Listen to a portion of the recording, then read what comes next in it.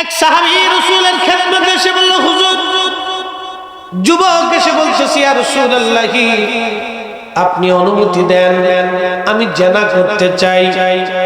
হুজুর, আপনি অনুমতি দেন, আমি জিনা করব। আল্লাহর নবী ডাক দিয়ে বললেন, যুবক রে, তুমি তো জিনা করতে চাও, জিনা করার আগে আমাকে কয়েকটা প্রশ্নের জবাব তুমি দিয়ে যাও।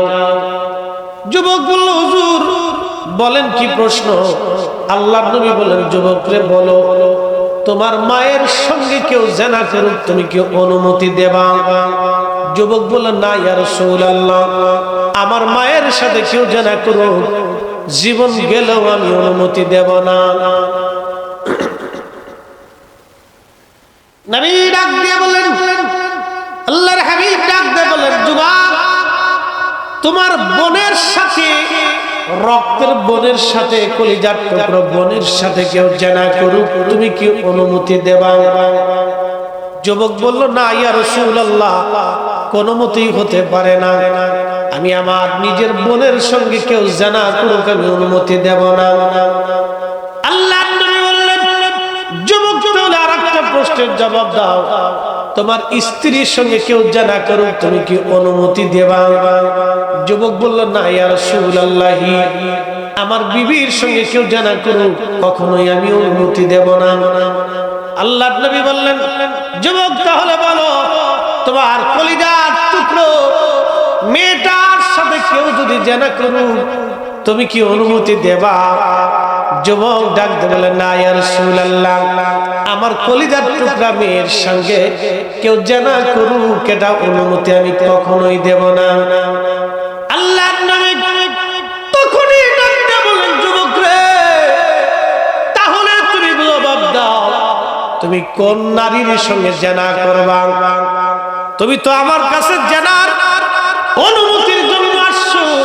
যুবক, তাহলে আজকে বলে যাও, তুমি কোন নারীর সঙ্গে জিনা করতে চাও? সেই নারী কারো মা হবে, না হয় কারো বোন হবে, না হয় কারো স্ত্রী হবে, আর না হয় কারো কন্যা সন্তান, কলিজার টুকরা সন্তান হবে।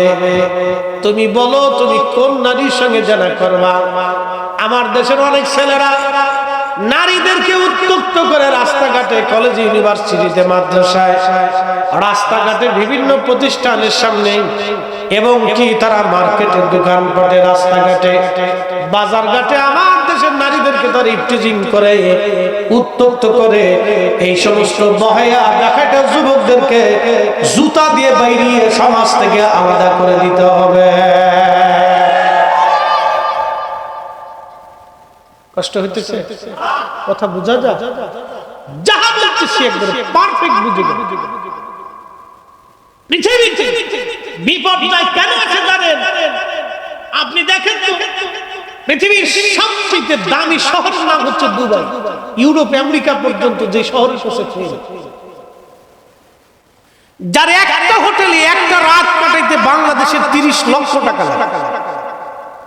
আমাদের সারা জীবনের অনেকে রুটি রুজি, এক রাত্রে ঘুমাবে, আনন্দ ফুর্তি করবেন, 30 লক্ষ টাকা। যে দুবাই শহরে এক রাতে 30 লক্ষ টাকা খরচ করার জন্য আমাদের মিলিয়নিয়র যারা আছে, কোটি কোটি হাজার কোটি টাকার মালিকরা, রাত্রি যাপনের জন্য, নারী ভোগ করার জন্য কেন চায়?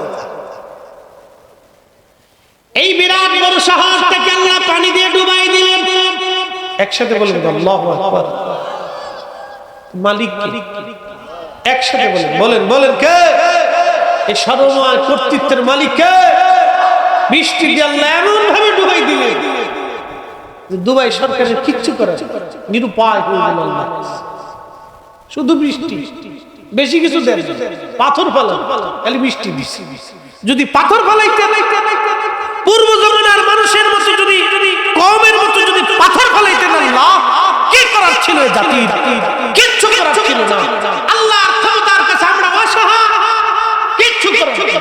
তারপর আমরা প্রতিনিয়ত পাপ করি, প্রতিনিয়ত অন্যায় করি, প্রতিনিয়ত জুলুম করি, প্রতিনিয়ত মানুষের হক নষ্ট করি। প্রেমাদপুরবাসী খুব মনোযোগ দিয়ে কথাগুলি শুনে যাবেন। হাজিরিন, দুবাই শহর থেকে আমার আল্লাহ পানির নিচে দিয়ে দিলেন, মরুভূমির দেশ পানিতে ভাসায় নিয়ে যাওয়া হলো। এমন ক্ষমতার মালিক আমার আল্লাহ, আমাদের উপর এরকম বিপদ চাপায় দেন। বিরাট বড় টর্নেডো আসে সমুদ্র থেকে। সমুদ্র থেকে তো টর্নেডো আসার কথা না, সমুদ্র থেকে তো বৃষ্টি আসার কথা। এত বড় তুফান কেন আসলো? বাংলাদেশে কয়েকদিন আগে মহেশখালী মাহফিলে গেলাম, মাতার বাড়ি মহেশখালী।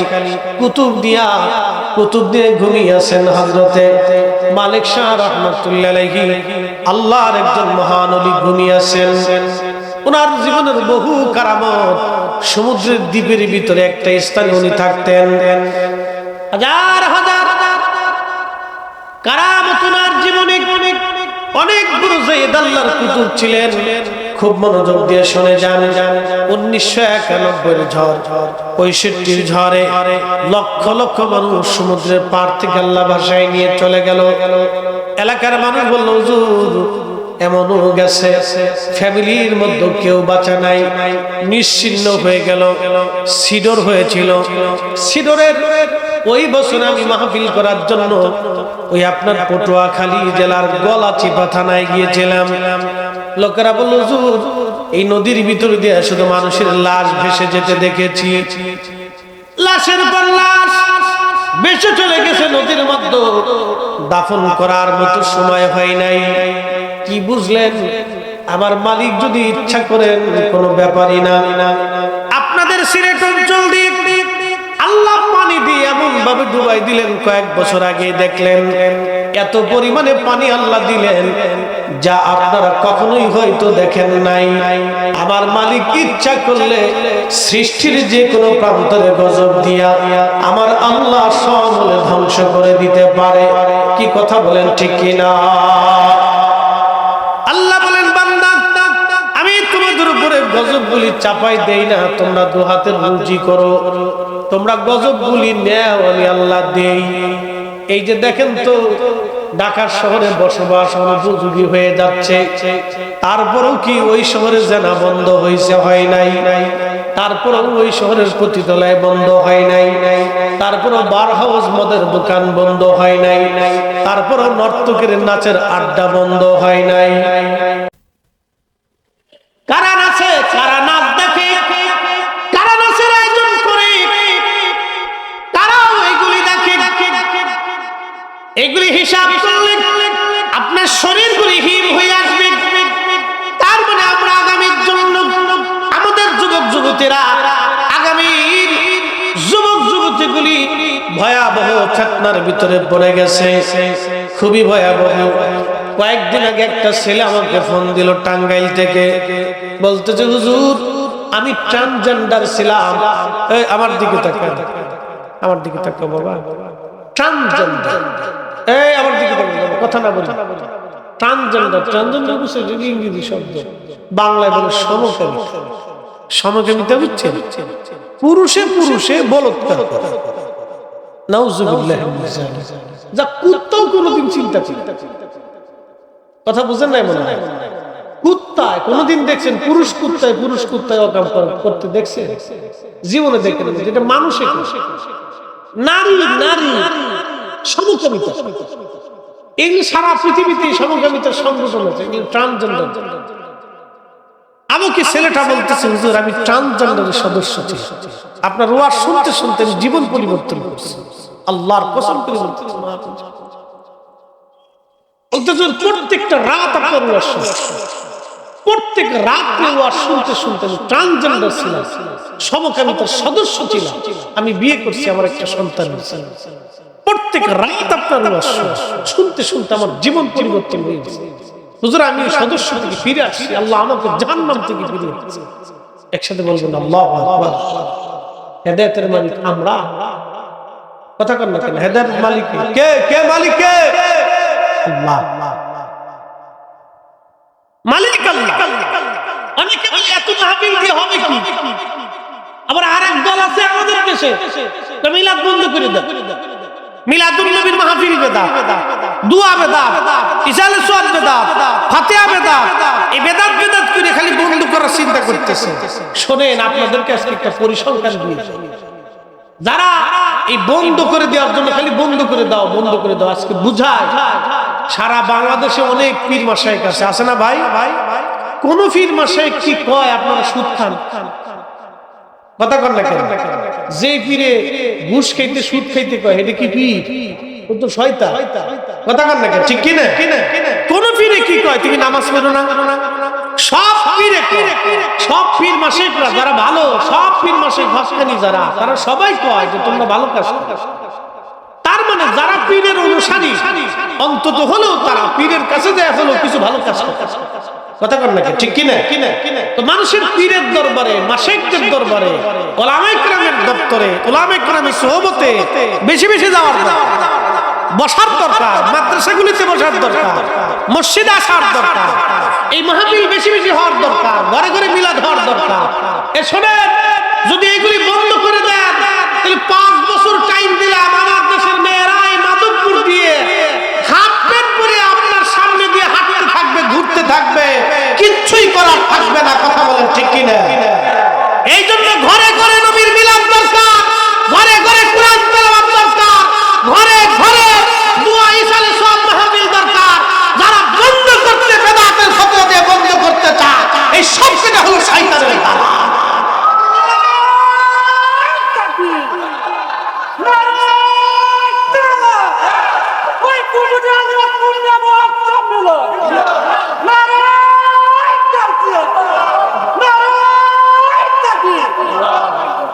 না ঠিক আছে, বাংলা করতে গেছে এতক্ষণ তো দেখি রে। হ্যাঁ ঠিক আছে, আর আমার বুঝে যাবে। এই যে বন্ধ করতে, খালি বন্ধ করে, বন্ধ করে লাভ হয়েছে শয়তান, শয়তানের লাভ হয়েছে। বলেন মিলাদুন নবীর মাহফিল চলবে? আসছে ধরে বলেন চলবে? একসাথে বলেন চলবে? ঘরে ঘরে মিলাদ চলবে, কোরআন খতম চলবে, দোয়া দুরূদ চলবে। এইগুলি আমাদের সন্তানদেরকে শিখাইতে হবে, না হলে আগামী প্রজন্ম ছেলেরা বেয়াদব হবে, মেয়েরা হাফ প্যান্ট জিন্সের পরে রাস্তায় বের হয়ে হাঁটবে। আমরা শাহজালালের জমিন, শাহপরানের জমিন, শাহ মাকদুমের জমিন, সিফাত সালারের জমিন, খানদাহান আলীর জমিন, আল্লাহর ওলিদের জমিনে আমরা এগুলি বেহে পড়ার প্রশ্রয় দিতে পারি না। হাত উঁচা করে বলেন ঠিক না বেটে?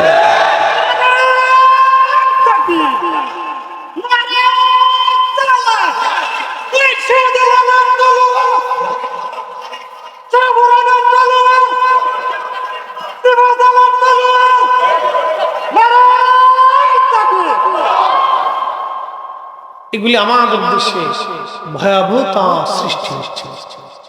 আপনি যদি মাধবপুর স্টেডিয়ামে কনসার্ট দেন, দেখবেন হাজার হাজার যুবতী কনসার্ট শোনার জন্য এগুলি আসলে করতে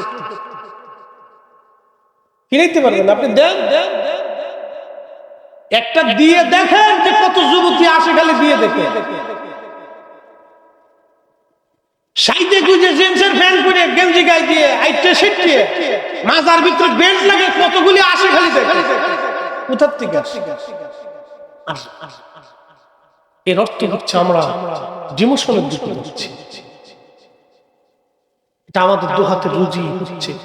যত দিন যাবে আমাদের পরবর্তী নেক্সট জেনারেশন ভয়াবহতার দিকে চলে যাচ্ছে। প্রিয় মাধবপুরবাসী মনোযোগ দেন, কঠিন উত্তর ভয়াবহতার দিকে আমরা ফিরে চলে যাচ্ছি। এই জন্য আমার মালিক মাঝে মধ্যে গজবগুলি চাপাই দিবি। অতিবৃষ্টি আর অনাবৃষ্টি, ফসল নষ্ট হয়ে যাবে, ফসলের ফলতি হয়ে যাবে, খাবারে বরকত হবে না, ফলের মধ্যে বরকত হবে না, নিত্য নতুন রোগগুলি আল্লাহ চাপাই দিবে। নানান ধরনের কঠিন এবং জটিল রোগ মানুষের দেহের মধ্যে প্রবেশ করবে। ওই রোগগুলি নিয়ে দীর্ঘদিন পর্যন্ত ধুকে ধুকে ধুকে ধুকে সে মারা যাবে। এরকম নিত্য নতুন গজব আল্লাহ চাপাই দিবেন।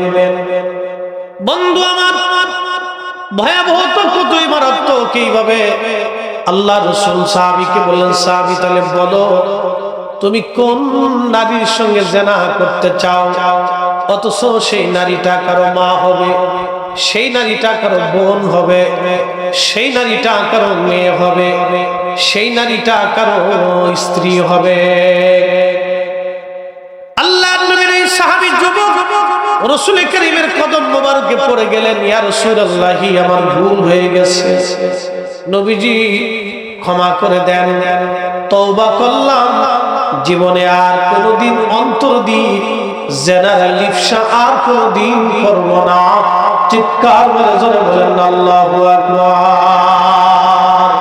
আল্লাহুম্মা সাল্লি আলা সাইয়্যিদিনা মাওলানা মুহাম্মদ আলি সাইয়্যিদিনা।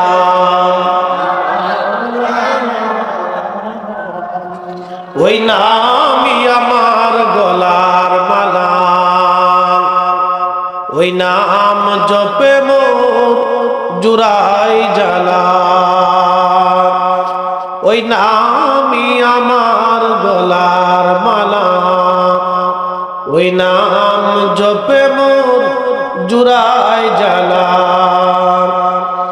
আমার সব ভুল হবে না পেলে ওই, আমার সব ভুল হবে না পেলে ওই চরণ তলে ঠাই,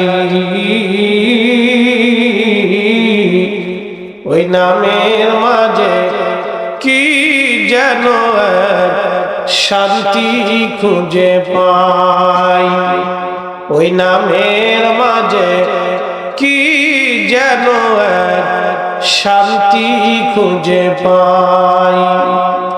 আমি বিভোর হই রাসূল নামে দুরূদ পড়ে যাই, ওই নামের মাঝে কি যেন শান্তি খুঁজে পাই, ওই নামের মাঝে কি যেন শান্তি খুঁজে পাই। মাধবপুরবাসী, এই যে এখন অনাবৃষ্টি বৃষ্টি নাই, এরকম খরা শুধু এই জমানায় না, আর আগের জমানাগুলোতে এরকম ছিল। অনেক অনেক সময় মানুষের পাপের কারণে এইগুলো আগেও হতো। পাপটা হলো কি, আমি এই নিয়ে যতটুকু গবেষণা করে দেখলাম, আল্লাহ রাসূল একটা কারণে বেশি ভয়াবহতা বেশি বলেছেন, সেটার নাম হলো অন্যায়, বেহক কাজ করা, না হক কাজ করা। আল্লাহ বলেন ইন্নাল্লাহা ইয়া'মুরু বিল আদলি ওয়াল ইহসান। আমি মালিক তোমাদেরকে হুকুম দিলাম, তোমরা পৃথিবীতে ন্যায় করবা, কখনো অন্যায় করবা না। ন্যায় সঙ্গত কাজ যেটা সেটা করবা, অন্যায় কখনো করবা না। অনেক জায়গায় সালিশ বিচার হয়, অনেকে মুখ দেখে বিচার করে, মুখ দেখে পক্ষ নেয়, টাকা দেখে বিচার হয়, টাকা দেখে পক্ষ নেয়। এটার নামই হলো জুলুম, এটার নাম অন্যায়। কি কথা করবে কেন, ঠিক কিনা? এরকম অন্যায় যতদিন বন্ধ না হবে ততদিন খোদার গজব বন্ধ হবে না। আল্লাহ রাসূল সহিহ বুখারীতে লিখেছে, প্রিয় নবী বললেন ঈসা আলাইহিস সালাম পৃথিবীতে আসবেন, চতুর্থ আসমান থেকে আল্লাহ থেকে নামাবেন দুইজন ফেরেশতার কাঁধে ভর দিয়ে। বর্তমান শাম, বর্তমান সিরিয়া বলা হয়, যদিও সিরিয়া শাম বলা হইতো, বর্তমানে জর্দান, এরপরে ওমান, এরপরে সিরিয়া, তারপরে ফিলিস্তিন। এই বিরাট লেবানন দিয়ে বিরাট একটা অংশটাকে আগে শাম বলা হতো। এই শাম বর্তমান যে ফিলিস্তিন বাইতুল আকসা, এই বাইতুল আকসাটা তখন শামের আন্ডারে ছিল, শামের আন্ডারে ছিল বাইতুল আকসা। এই শামে একটা সাদা মসজিদ হবে, এই সাদা মসজিদের সাদা মিনারা, এই মিনারার উপরে হযরত ঈসা রূহুল্লাহ আলাইহিস সালাতু ওয়াস সালামকে আল্লাহ আসমান থেকে দুই ফেরেশতার কাঁধে ভর দিয়ে নামাবেন। তিনি আল্লাহ তার দুনিয়াতে নামানোর পরে ওইখান থেকে সরাসরি ঈসা আলাইহিস সালাম বাইতুল্লাহ শরীফে আসবেন। ইমাম মাহদী আলাইহিস সালাতু ওয়াস সালাম যিনি সরাসরি হাসানি ওয়াল হুসাইনি হবেন, হাসানি ওয়াল হুসাইনি সরাসরি আল্লাহর হাবিবের রক্ত হবেন তিনি। ফাতিমার রক্ত, হাসানি হুসাইনি সরাসরি রক্ত হবেন তিনি। 40 বছর বয়স পর্যন্ত দুনিয়ার কোন মাদ্রাসায় মক্তবে কোন ব্যক্তির কাছে তিনি একটা অক্ষর শিখবেন না।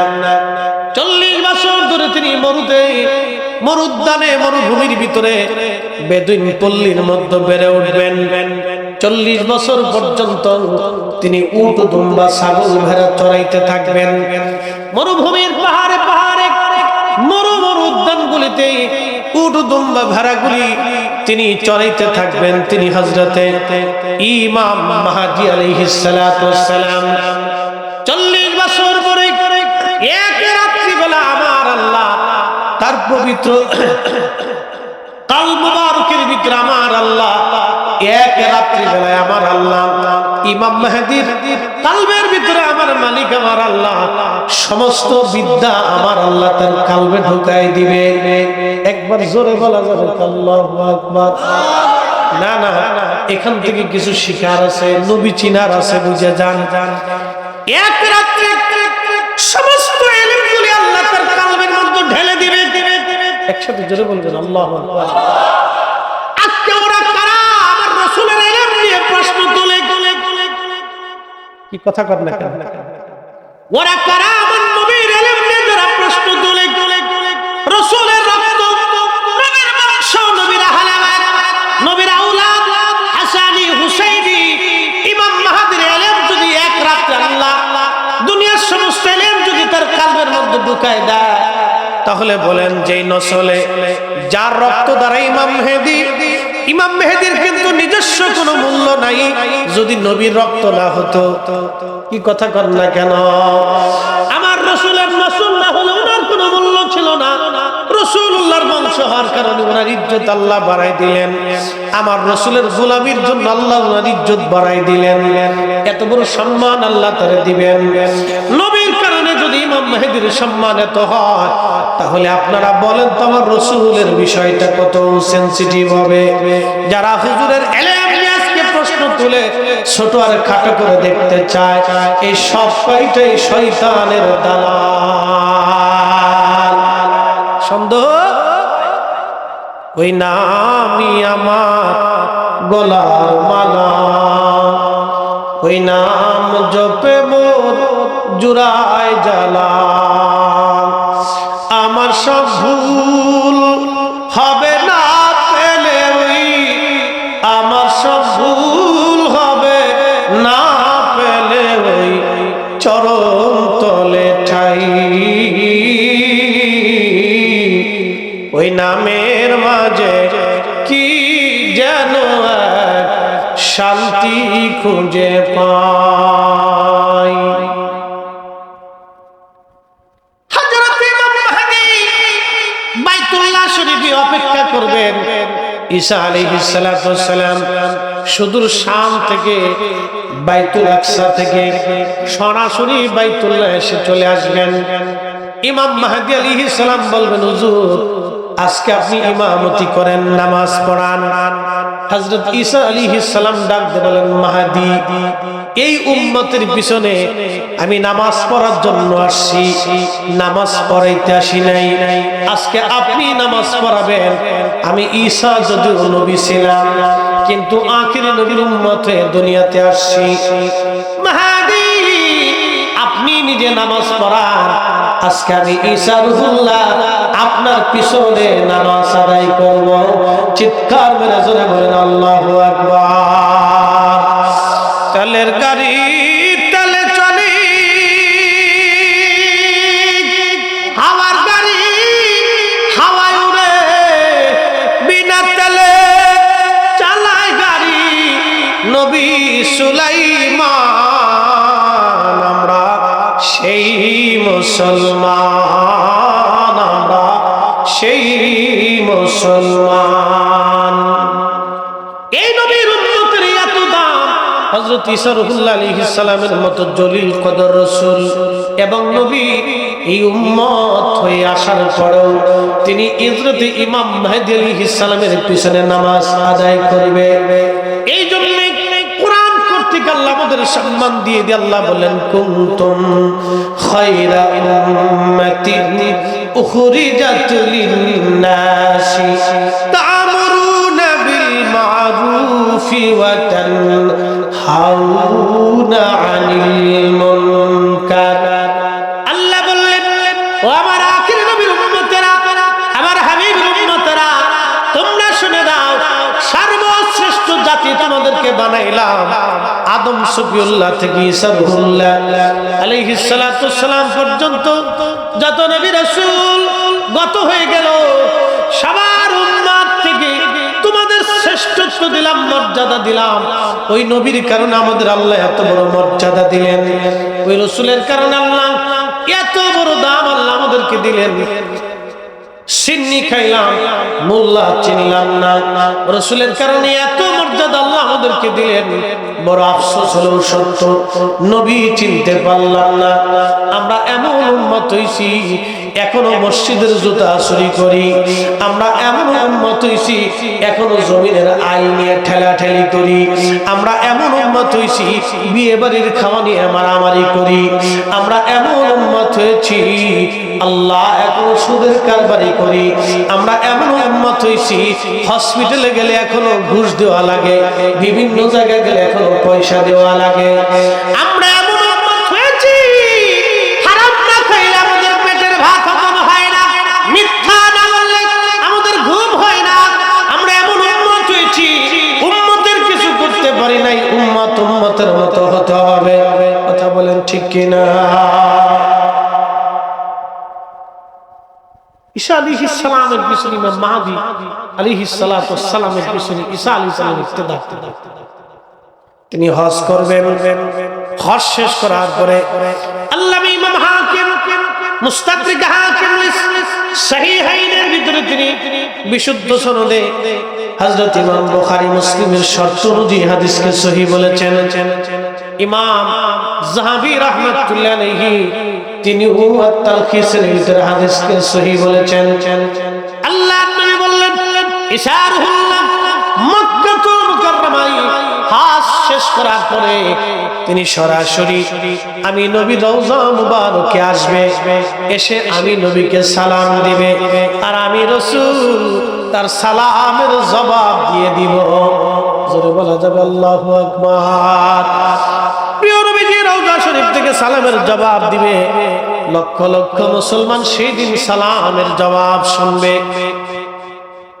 আমার রাসূল রওজা মুবারক থেকে সালাম দিবে, অথচ দুর্ভাগ্য হতভাগ্য উম্মত আমার দেশে একদল যারা 8 টাকার তারাবি বানাইলো, ওরাই দেখেন ওই সৌদিপন্থী আর ওই কি বলে মধ্যপ্রাচ্যপন্থী, দেখবেন শুধু তাই না, ওরা ইসরায়েলের বিরুদ্ধে কোনো কথা বলে না, ওরা আমার দেশে এসে 8 টাকার তারাবির নামাজ বানানোর জন্য।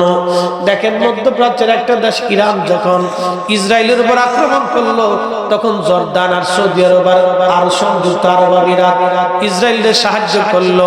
তার মানে 75 বছর ধরে লক্ষ লক্ষ ফিলিস্তিনিদের রক্তের সাথে ওরা বেঈমানি করেছে। ওদের দেশের মৌলবীরা আমার দেশে এসে 8 টাকার তারাবি বানাইতে চায়। শাহজালালের দেশে, শাহপরানের দেশে, 360 আউলিয়ার দেশে আমরা সুন্নি মুসলমান থাকতে কখনোই মানব না। কথা বলেন ঠিক কিনা? ফিলিস্তিনের মুসলমানদের সাথে ফিলিস্তিনের শহীদদের রক্তের সাথে গাদ্দারি।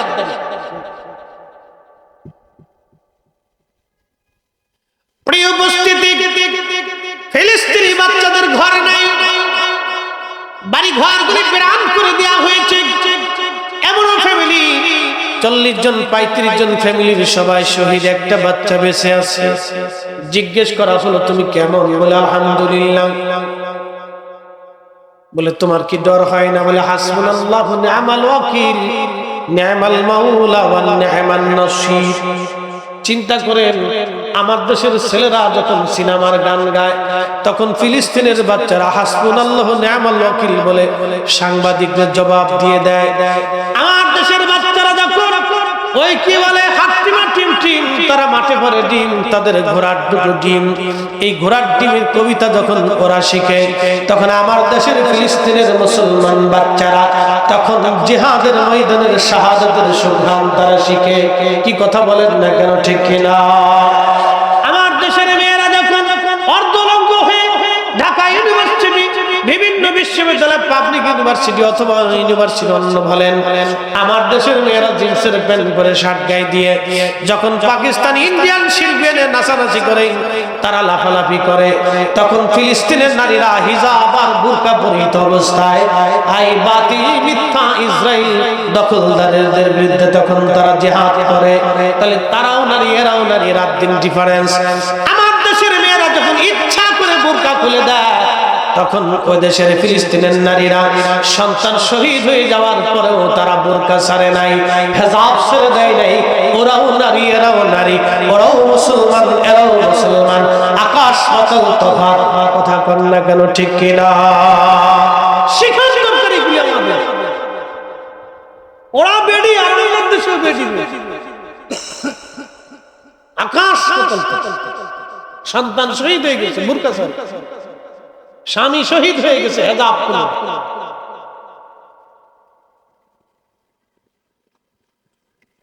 প্রেমাদের পূর্বাসী, এজন্য ওই জমিন আল্লাহ ঈসা আলাইহিস সালামকে আকাশ থেকে নামাবে। একসাথে বলবেন আল্লাহু আকবার। ওই জমিনটা আল্লাহর মকবুল কেন বুঝে যেতে,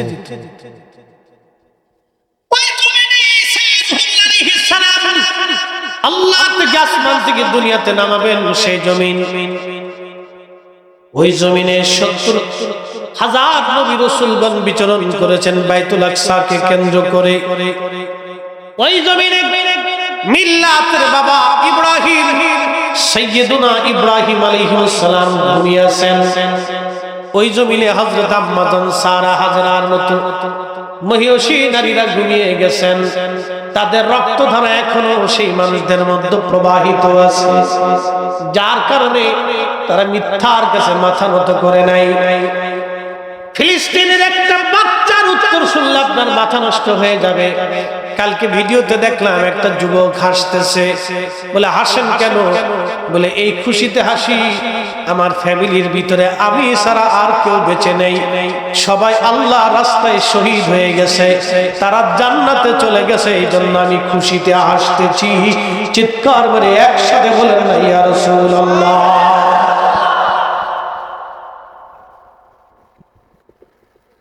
আর আমার দেশের গুলাম দেখুন, মান কিছু বেশি গাঁজা কথা কর না, মান কিছু বেশি গাঁজা বিড়ি টেনতেছে যুবক।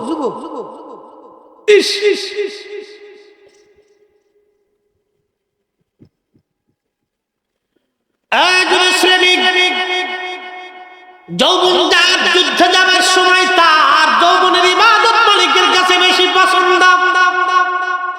সময় মতো যদি কাজ হাসিল করতে না পারেন, আকাশের দিকে তাকায় দেখেন কোন কিনারা খুঁজে পাবেন না।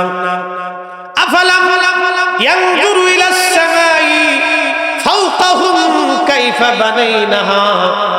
আল্লাহর কুরআন বলতেছে হাবিব উম্মতকে বলেন আকাশের দিকে তাকাইতে, আকাশের দিকে তাকাইতে বলেন উম্মতকে আমি মালিক এটাকে কেমন করে সমুন্নত করলাম। যায়্যানাহা ওয়া মা লাহা মিন ফুরুজ, আর আমি আল্লাহ নক্ষত্র দিয়ে সুশোভিত করে দিলাম। দেখতে বলেন আকাশের দিকে তাকাইতে বলেন। ওই মহা আকাশের মালিক যিনি, আবার আমরা সেই মালিকের কাছে ফিরে চলে যাব। ও নাস্তিকবাদী যারা আছে তারা বলে যে খোদা দেখি না সেই খোদা মানি না। নাস্তিকদের যুক্তি খুব সূক্ষ্ম এবং খুবই মারাত্মক। আমার দেশের বহু যুবক আজকে নাস্তিক হয়ে গেছে। আপনি কল্পনা করতে পারবেন আমার দেশের ছেলেরা মেয়েরা সমকামী সদস্য হয়ে যাচ্ছে। কত পয়সা পিচাস আন্দা ধান্দা পাচাকা যা সমাজে না চলে, রাষ্ট্রে না চলে, ব্যক্তিগত পর্যায়ে না চলে, এর চেয়ে পিছাসি কাজ না পাকি কাজ পৃথিবীতে কি হতে পারে যা কুত্তা বিলাই শিয়াল হাঁস মুরগি গরু ছাগল পর্যন্ত কল্পনা করে।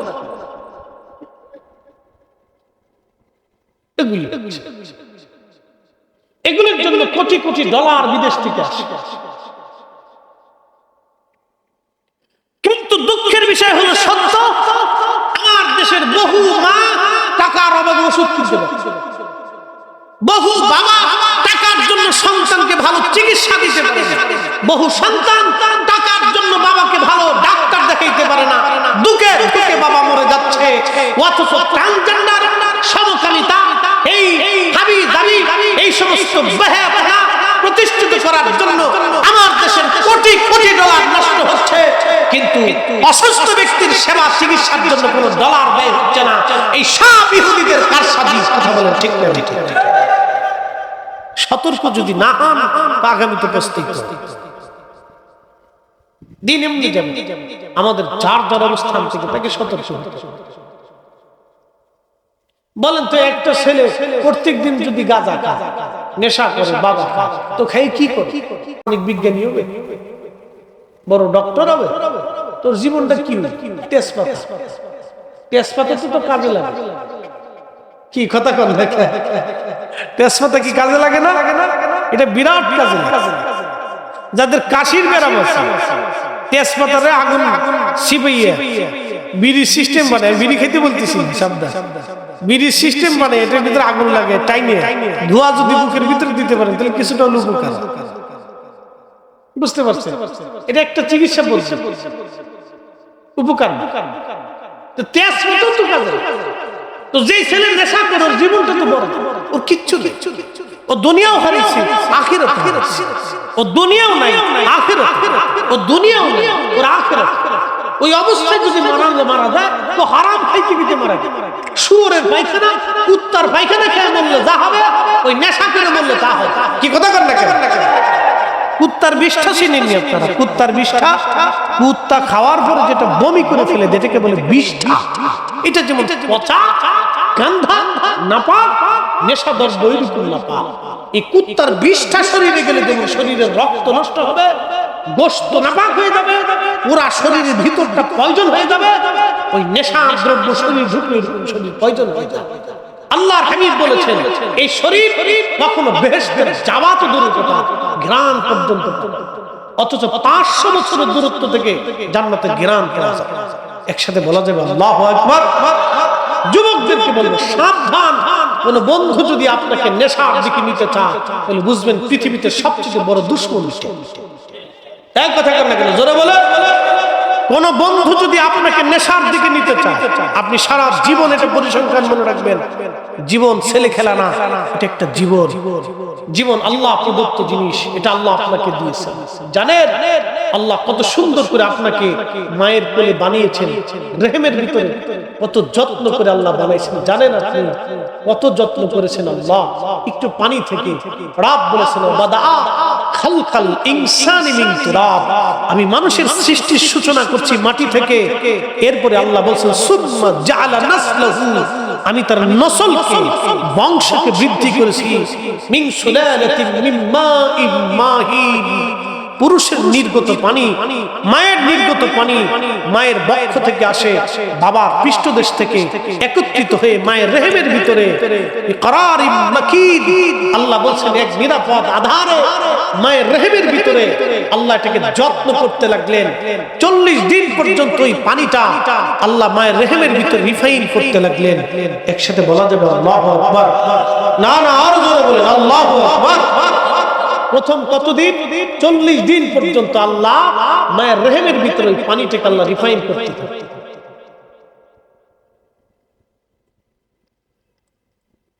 সূরা মুমিনের তাফসীর আর বিশদ আসছে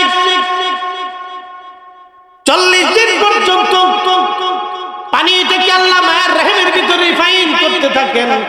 এই 40 দিন পার হয়ে যাওয়ার পরে এই আল্লাহর বান্দারা শুনে যান আল্লাহ আপনাকে কেমন আদর করে বানাইলো দেখেন।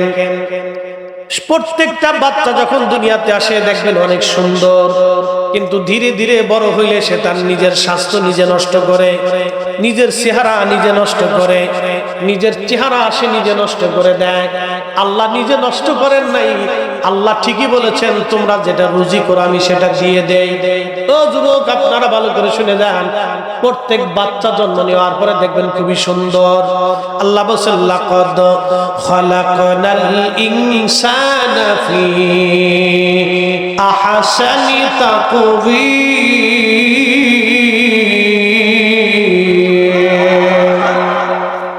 তুমি রহমান তুমি মেহেরবান, বলেন তুমি রহমান তুমি মেহেরবান।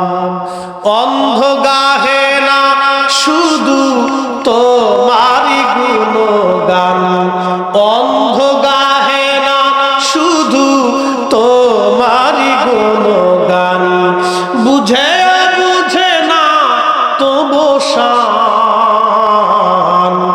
তুমি রহমান তুমি মেহেরবান, তুমি রহমান তুমি মেহেরবান। আল্লাহ বললেন মানব জাতিকে আমি সুন্দর অবয়ব দিয়ে সৃষ্টি করলাম, সুন্দর করে আমি আল্লাহ মানুষ বানাইলাম। দেখেন প্রত্যেকটা শিশু জন্ম নেওয়ার পরে দেখবেন তাকে খুব সুন্দর দেখা যায়, খুব সুন্দর মোলায়েম, তার নখগুলি সুন্দর, চোখগুলি সুন্দর, ঠোঁটগুলি সুন্দর, চেহারা খুবই সুন্দর, তার স্বাস্থ্যগুলি সুন্দর, পাগুলি সুন্দর, সুন্দর করে আল্লাহ দুনিয়াতে বানায়। বড় হয়ে যাওয়ার পরে আপনার চেহারা নষ্ট হলো কেন? নষ্ট হওয়ার তো কথা না। আপনারা আলেমদের দিকে তাকায় দেখেন, আলেমদের চেহারার দিকে তাকালে নূর চমকায়। কি জন্য জানেন? 1 নম্বর 5 ওয়াক্ত নামাজ, 2 নম্বর 5 ওয়াক্ত ওযু। ওযু আর নামাজে দিলগুলি যারা ফ্রেশ রাখে তাদের চেহারার ভিতর আল্লাহ নূর দিয়ে দেয়। একবার জোরে বলা যাবে কি মারহাবা। আল্লাহ রাসূলের সুন্নাত মোতাবেক আপনি খাবার খান, সুন্নাত মোতাবেক চলেন, আপনার চেহারা নষ্ট হবে না, স্বাস্থ্য নষ্ট হবে না, সৌন্দর্য নষ্ট হবে না। আলতাসনু পাউডার, ওই যে আপনার কি বলে ছেলের মেয়েদের জন্য ফেয়ার অ্যান্ড লাভলি আর বহুত কিছু আছে, আর ছেলেদের জন্য হ্যান্ডসাম, খালি মাইকতেছে। এই রে বাপ রে বাপ,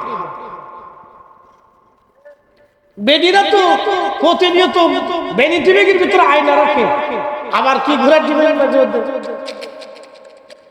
হ্যাঁ লিপস্টিক এটা রাখে। কলেজ ভার্সিটি গেলে বলে ভ্যানিটি ব্যাগের ভিতরে এটা রাখে মাঝে মধ্যে লাগাচ্ছে। এগুলি দিয়ে সুন্দর হওয়া যায় না। সুন্দর হতে হলে আল্লাহ প্রদত্ত রাসূল কারীমের সুন্নতে আসতে হবে। তো নবীর সুন্নতের ভিতরে আসো, রাসূলের চরিত্রের ভিতরে তুমি চলে আসো, নামাজে চলে আসো, সিজদাতে চলে যাও। আমার মালিক তোমার চেহারাকে নূরানি বানাই দিবে। এই নারী সমাজ, যদি সুন্দর হতে চাও, সুন্দরী হতে চাও, প্রকৃত সুন্দরী হইতে হলে তোমাকে পর্দায় আসতেই হবে, নামাজে আসতেই হবে। মেয়েরা খালি আলতা মাখাইতে, ও সাতা মাখে যদি সুন্দর হইতো তা আফ্রিকার মানুষ কালা। এটা বলাবেন কথা কইছ না, আফ্রিকার মানুষ কালা। এটাও আইলে যদি বেটা সুন্দরী তো আফ্রিকা কালা, এ সব আফ্রিকা পাঠাই। যদি ওরা সুন্দর হয় তাহলে পরে আমরা লাগবে। ও কিয়ামত পর্যন্ত বলবে কিন্তু কাজ হবে না। শোনেন, সৌন্দর্যটা আল্লাহ প্রদত্ত জিনিস। আফ্রিকার কিছু মানুষ দেখবেন কালো, দেখবেন কিছু নামাজি আছে কালো, কিন্তু চেহারার ভিতরে নূর চমকায়। আল্লাহ বান্দাকে সুন্দর করে বানাইছে, এই বান্দা দুনিয়াতে আসার পরে এই অকাম সকাম করে নিজেরা নষ্ট করে দিচ্ছে। আল্লাহ সুন্দর বানানো। একটা বাচ্চার চেহারার দিকে তাকাবেন, আপনার সন্তান যদি আসে, নাতি যদি আসে, ভাই যদি হয়, ভাগিনা যদি হয়, ভাতিজা যদি হয়, দেখবেন ওর হাত, আঙ্গুল, চোখ, কান, নাক, ঠোঁট কত সুন্দর করে আল্লাহ বানাইছে। কি চমৎকার আল্লাহ রিফাইন করছে, কি সুন্দর আল্লাহ।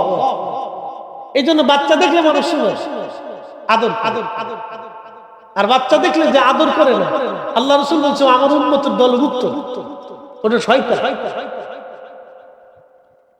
বাচ্চা দেখলে আদর করতে, সে যার বাচ্চা আদর করবে, চুমা দিবে, আর এতিম হলে তার মাথায় হাত বুলাই দিবে, তাকে সাহায্য করবে, আর পকেট থেকে মাল লয়ে যায়। অনেক চাচা আছে এতিম ভাতিজার টাকা জমি বুঝাই দেয়, কি কথা কর না কেন? এগুলো সমাজের কি কি কথা কর না কেন? এগুলো নীরব জুলুম। এই সমস্ত জুলুমের জন্য আকাশ থেকে বৃষ্টি হয়। এই সমস্ত নীরব জুলুম, এগুলোর জন্য আকাশ থেকে বৃষ্টি হয়। আপনাদেরকে সতর্ক হতে হবে। আপনার বোন, আপনার মেয়ে, আপনার সন্তান, আপনার স্ত্রীকে সতর্ক করতে হবে। আজকে নিত্য নতুন বহু পয়জন হয়ে গেছে। কয়েকদিন আগে খবরে দেখলাম এক মেয়েকে ধরে নিয়ে 17-27 দিন পর্যন্ত ধর্ষণ করছে, ভিডিও করছে, বিদেশে পাচার। কালকে সময় টিভিতে খবরে দেখলাম 64,000 বাংলাদেশের নারী বিদেশে পাচার হচ্ছে। আপনি কল্পনা করতে পারবেন? পতিতলে বিক্রি করে দিয়েছে।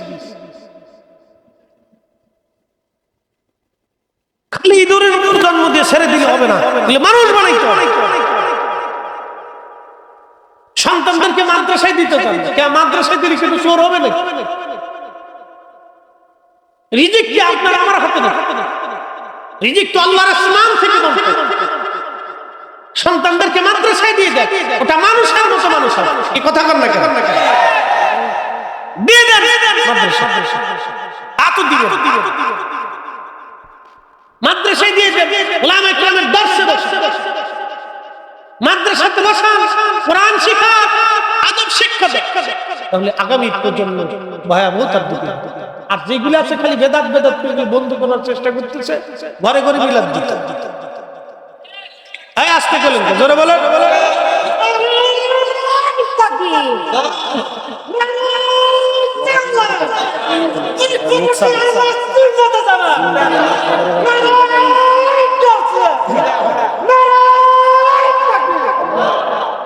আবার এমন জায়গা দিয়ে না যেটা দোয়া মানে। এ দেশের আলেমদেরকে সবচেয়ে বেশি সম্মান মানুষ দেয়।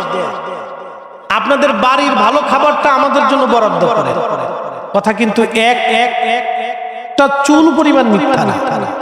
আপনার বাড়ির ভালো ডিম, ভালো মাছ, ভালো সবজিটা আমাদের জন্য বরাদ্দ। কোন ছেলে যদি কোনো বাড়িতে লজিং থাকে, ওই মহিলার চিন্তা করে, ওই মাটা চিন্তা করে যে আমার ছেলেরা খাক বা না খাক, এই ছেলেটা আমার বাড়িতে খেয়ে আলেম হচ্ছে, মাদ্রাসায় পড়ে, তো বাড়ির ভালো ডিমটা আলাদা করে ওই মাটা ওই ছেলেটার জন্য রেখে, যদিও পরের ছেলে, কিন্তু ওই ডিমটা, ওই মাছের টুকরাটা, একটু সবজিটা, ভালো তরকারি ওর জন্য আলাদা রাখে। কেন রাখে জানেন? যে ছেলেটা বড় হলে আমার জন্য দোয়া করবো, আলেম হবে। ছেলে এমন এক মাদ্রাসায় বসে দোয়াই মানে, বেটি ডিমও শেষ, মাছও শেষ, তরকারিও শেষ।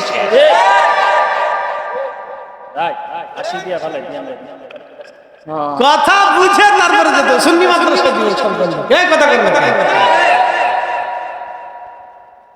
যদিও কথা টাটকা টাটকা অনেকেই অপছন্দ করবে, কিছু করা। যে বন্ধু আমার মরার পরে দোয়া করবে না, তার সাথে বন্ধুত্ব করে না। এই যে বুড়া প্রয়োজনে দুইটা দেখে বাড়ি নিয়ে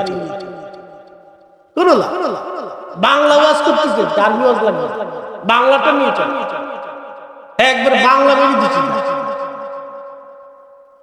যে আমার মরার পরে দোয়া করবে না, দোয়া মানবে না, ওর সাথে আমার বন্ধুত্ব ওরে এক কাপ চা যা খাওয়াবেন সব জলে চলে, ওরে একটা বার্গার যা খাওয়াবেন একবার সব জলে চলে, কোন কাজে।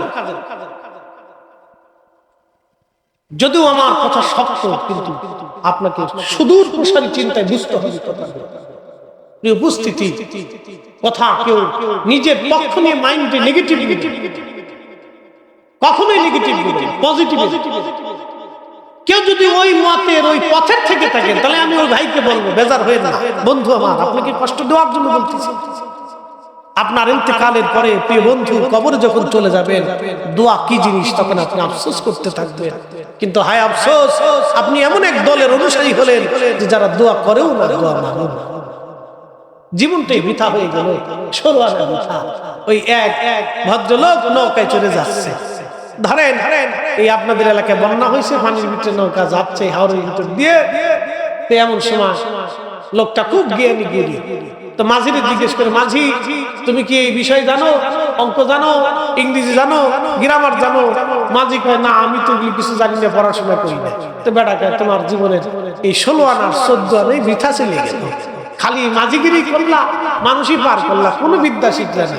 কিছুক্ষণ পরে আকাশে মেঘ হইয়ে তুফান উঠে আসছে, আর মাঝি জিজ্ঞা আল্লাহর বান্দা ভদ্রলোক সাঁতার জানেন?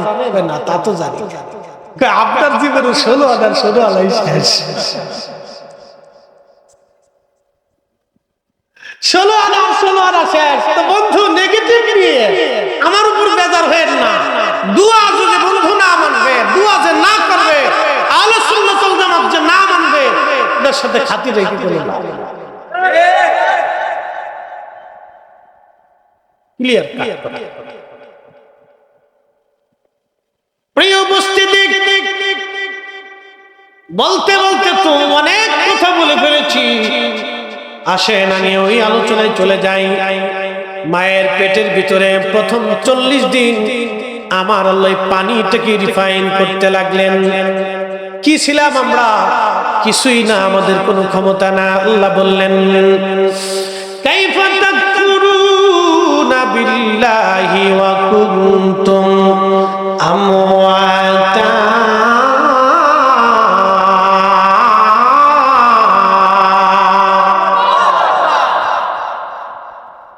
কি করে আমি মালিককে তোমরা অস্বীকার করো, আমি রবকে তোমরা অস্বীকার করো, অথচ তোমরা নির্জীব ছিলে, একেবারে নিষ্প্রাণ ছিলে, মৃত ছিলে, কোনো অস্তিত্ব তোমাদের দুনিয়ার মধ্যে ছিল না। এখানে 100 বছরের কেউ আছে না? দাদুর বয়স কত? 80। উনি যদি 80 হয়, এরকমই 80-85, এর উপর আর কোনো না। 100 বছরের কেউ। তার অর্থ হচ্ছে 100 বছর আগে আমরা এখানে যারা উপস্থিত, 100 বছর আগে পৃথিবীতে আমাদের কোনো কর্তৃত্ব ছিল না, আমাদের উপস্থিতিও ছিল না, আমাদের কিছুই ছিল না। আজকে আমরা পৃথিবীতে আসছি, 100 বছর পর হয়ে গেলে আমাদের আবার অস্তিত্ব বিলীন হয়ে যাবে। নতুন জেনারেশন আসবে, নতুন জাতি আসবে, নতুন মানুষ আবার পৃথিবীতে আসবে, তারা চলে যাবে, আবার নতুন মানুষ আসবে, তারা চলে যাবে, আবার নতুন মানুষ আসবে। পরিবর্তন হতে হবে, অল্টারনেট হতে থাকবে। কিন্তু এই যে আজকে কোরআনের আইন, কোরআনের বাণী, আজানের শব্দ আমার রাসূলের গোলামি, আগেও ছিল, এখনো আছে, আগামীতেও চলতে থাকবে। আজানের ধ্বনি কখনোই বন্ধ হবে না। কি কথা কর না কেন, ঠিক কিনা? কিন্তু আমরা থাকবো না, আমরা চলে যাব। 100 বছর আগে যারা ছিলেন তারা আজ দুনিয়াতে নাই, তারা সবাই কবরের বাসিন্দা হয়ে গেছেন, কবরের বাসিন্দা হয়ে গেছে।